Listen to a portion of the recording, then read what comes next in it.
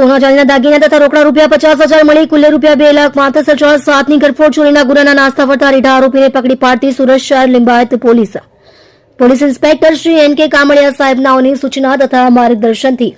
તથા second police inspector Shri C S. Dhokadiya સાહેબનાઓની દેખરેખ હેઠળ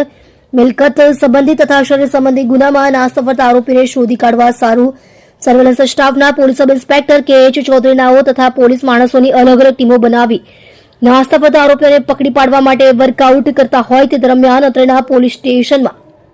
સર્વેલન્સ સ્ટાફમાં ફરજ બજાવતા હેડ કોન્સ્ટેબલ ધર્મેન્દ્રભાઈ નારાયણભાઈ તથા પોલીસ કોન્સ્ટેબલ યુવરાજસિંહ રાજુભાઈ નાઓએ પોતાના અંગત વિશ્વાસુ બાતમીદાર મારફતે હકીકત મેળવી બાતમીના આધારે લિંબાયત પોલીસ સ્ટેશનના સોના ચાંદીના દાગીના તથા રોકડા રૂપિયા 50,000 મળી કુલ રૂપિયા 2,35,700ની ગરફોડ ચોરીના ગુનામાં નાસ્તા ફરતા આરોપી સોનુસિંહ બલવીરસિંહ ભોંડ નાઓને ટેકનિકલ વર્કઆઉટ કરી પકડી પાડેલ છે. જે મજકૂર આરોપીની પૂછપરછ કરતા તેણે જણાવેલ કે ગઈ તારીખ 6/1/2026ના રોજ સદર આરોપીએ Limbayat Kalpana row house gate number 3 plot number 85ના ઘરના દરવાજાની તથા લોખંડની ગ્રીલનો લોક તોડી ઘરમાં પ્રવેશ કરી